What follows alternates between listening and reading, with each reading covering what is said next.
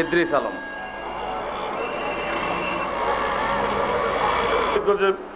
1956 সালে বঙ্গবন্ধুর সাথে আমি এমনিতেই পরিচয় হয়ে গিয়েছিলাম। জীবনের সেই প্রারম্ভে কৈশোরের প্রথম বক্তৃতা করে আমি প্রথম হই বিতর্কে, তারপর কোনো বিতর্কে পরাজিত হওয়ার রেকর্ড আমার মধ্যে নেই। এখন আমার বক্তৃতার বয়সে ধরতে গেলে অনেকের রাজনীতির বয়সের চাইতেও বেশি হয়ে গেছে। তবে যেখানেই আছি আমির হোসেন দোভাষী একটা কথা বলতে পারবো, নাতি নেতা নেতা তাইব, কর্মী কর্মী তাইব, নকল সমাজ মনোজাবি।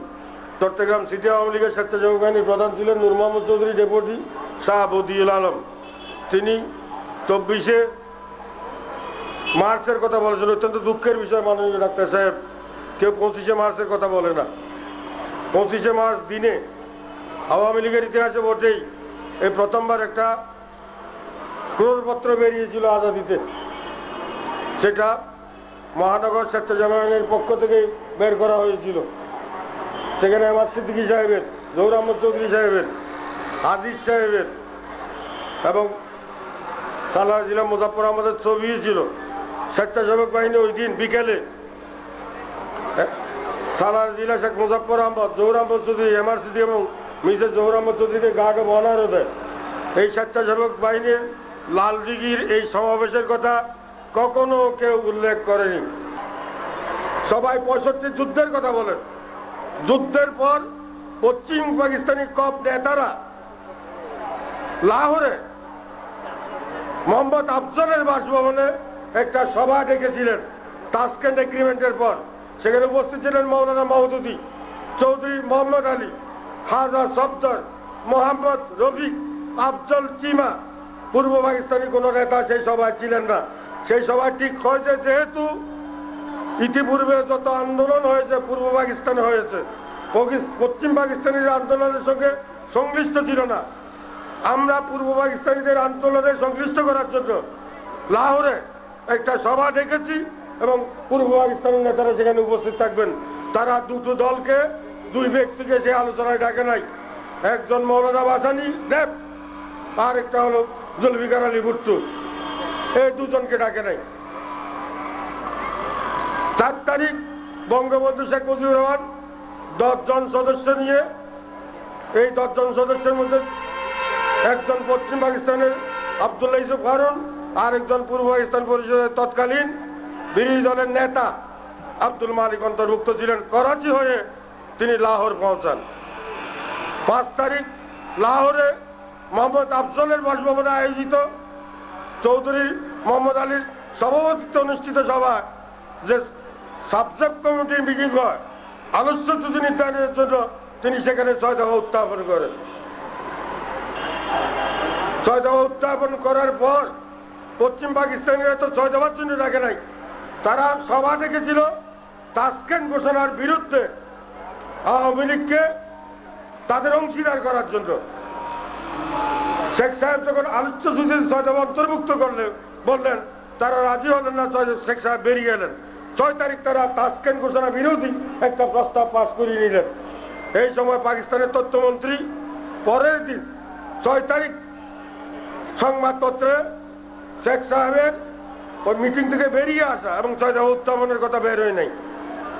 11 তারিখ যাওয়ার সময় তিনি ঢাকা থেকে করাচি হয়ে লাহোর গিয়েছিলেন। আসবার সময় বঙ্গবন্ধু লাহোর কলম্বো হয়ে ঢাকায় পৌঁছান। লাহোর এয়ারপোর্টে তিনি সংক্ষিপ্তভাবে 6 দফা ব্যক্ত করেন। যে 6 দফা সম্পর্কে মানিক মিয়া বলছেন, 6 দফা দেওয়ার সময় অথবা রচনা করার সময় শেখ মুজিবুর রহমান আমার সঙ্গে আলোচনা করে নাই, আমার মতামত চাই নাই। উনি তার আত্মজীবনীতে লিখেছেন এবং 6 দফার সব ব্যাপার ব্যাপারে আমি একমত নই। এতৎসত্ত্বেও 6 দফার ব্যাপারে যেভাবে হামলা করা হচ্ছে, পূর্ব পাকিস্তানকে যেভাবে আঘাত করা হচ্ছে, আমি তার প্রতিবাদ করি। আমি মনে করি 6 দফা একটি রাজনৈতিক বিষয়কে আলোচনা করা উচিত এবং পাকিস্তানের মধ্যে এটা সমাধান নিহিত। এটা বলেছেন তফাজ্জল হোসেন মানিক মিয়া। যে চট্টগ্রামে সবসময় দলাদলি ছিল, এমনকি চট্টগ্রামের জহুর আজিজকে সভাপতিত্ব করবে লালদিঘির ময়দানে, এটা নিয়ে সবসময় হোটেল শাহজাহানের মারামারি করতেন। এটা করে নির্জলা মিথ্যে কথা। জহুর আহমদ চৌধুরী আর এম এ আজিজ কখনো সভাপতিত্বের জন্য করে নাই, কারণ আজিজ মিয়া কখনো সভাপতি ছিলেন না, কাজে উনি কোনো মিটিংয়ে সভাপতিত্ব করার জন্য ও তো প্রস্তুত ছিলেন না, সভাপতি হতে তারা কেউ রাজি ছিলেন না। সালারি জেলা মুজাফফর আহমদ রাজি না হওয়াতে উনি একজন লোককে সভাপতি করেন, আর আমির চন্দ্রবাস নাহার সাথে জহুর আহমদ চৌধুরীকে বাধ্য করে সভাপতি হতে হয়। 6 দফা দেওয়ার পর সবাই গ্রেপ্তার হয়ে গেলে 6 দফা আন্দোলনের জেলা আওয়ামী লীগের জেনারেল সেক্রেটারি ছিলেন আব্দুল্লাহ হারুন। 6 দফার কোন পথসভায় তৎকালীন আওয়ামী লীগের কোন বড় নেতা যায় নাই, না জহুর আহমদ চৌধুরী না আমি আজ এটাকে প্রমাণ দিতে পারবেন না। ছেলেরা, পার্টিকুলারলি ছেলেরা, ছাত্ররা, ছাত্রলীগের কর্মীরা যেদিকে বেড়েছে পাগলের মতো কাজ করেছে। 6 দফা পাস হয় লালদিঘির ময়দানে 25 ফেব্রুয়ারি শুক্রবার 26 তারিখ আওয়ামী লীগের নির্বাচন অনুষ্ঠিত হয়। নির্বাচনে জহুর আহমদ চৌধুরী সিটি আওয়ামী লীগের সভাপতি, এনজি মাহমুদ কামাল সিটি আওয়ামী লীগের সেক্রেটারি, ডিস্ট্রিক্ট আওয়ামী লীগের এমআর সিদ্দিকী সভাপতি, জেনারেল সেক্রেটারি। কবিতা তখন সবসময় পড়তাম 6 দফা প্রচার করতে গেলে। জীবনদাস দাসের আবার আসিব ফিরে দানশির তীরে এই বাংলায়, হয়তো মানুষ নয় হয়তো বা শঙ্করশীল শালিকের বেশে, হয়তো বোরের কাক কয়ে কার্তিকের নবান্নের দেশে, কুয়াশার বুকে বেশে একদিন আসিবে কাঁঠাল চায়, হয়তো বা হাঁস হব কিশোরীর গুঙ্গুর রহিবে লাল পায়, সারাদিন কেটে যাবে কলমির গন্ধে ভরা জলে বেশে বেশে, আবার আসিব আমি বাংলার নদী মাঠ ক্ষেত ভালোবেসে, জলাঙ্গি ঢেউয়ে ভেজা বাংলার এই সবুজ করুণ ডাঙ্গায়। দেশ যদি স্বাধীন না হতো আমার অবস্থা হতো ইয়াসির আরাফাতের মতো, আমি সীমিত সাহিত্য সাধন চাইতাম। ये दाग दाग गुजारा ये साब गुजारा शहर है, ये वो शहर है जिसके आरज़ू लेके चले तैयार मिल जाएगी कहीं ना कहीं। এই স্বাধীনতা থেকে এই স্বাধীনতা যে জন্য যে আমার উগার বন্ধুরা ত্রিপুরায় যুদ্ধ করেছিল, উপত্যকা অধিক্ষতায় মুক্তিযুদ্ধ সংগঠিত হয়েছিল। আপনারা গতকাল এয়ারপোর্টে গিয়েছেন, কেউ গিয়েছেন, যাদের সিকিউরিটি পাচ্ছিল তারা দেখেছেন অত বড় আন্তর্জাতিক বিমানবন্দরের ভিতরে বঙ্গবন্ধুর ছবি নাই। আল্লামা ইকবালের কবিতা পড়লে আবার রাগ করবেন না, এই জায়গায় তো বেশি ইসলামের কথা বলা হয়, হতো না?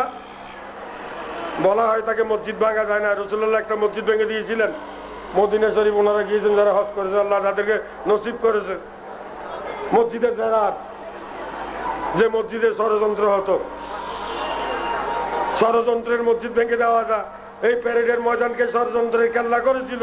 অনেকদিন পর আব্দুল্লাহ হারুনের নেতৃত্বে যারা 6 দফার নেতৃত্ব দিয়েছিলেন তাদের একজনের নেতৃত্বে আমাদের মুক্তিযুদ্ধ বীর মুক্তিযুদ্ধ ভাইয়েরা এখানে আবার আমাদের মুক্তিযুদ্ধের পতাকা উড্ডীন করেছে। এটা গর্বের গৌরবের ব্যাপার। 24 তারিখ এখানে সভা হয়েছিল, সেই সব মিটিং এ আজকে মানুষ কম হচ্ছে। 6 দফা যখন দিয়েছিল তখন এর সাথে কম ছিল মানুষ। ওরা যত কম তত কম, যত বেশ তত শেষ। বেশ করলে বেশি কথা কয়, কম করলে ওদের কথা কয়।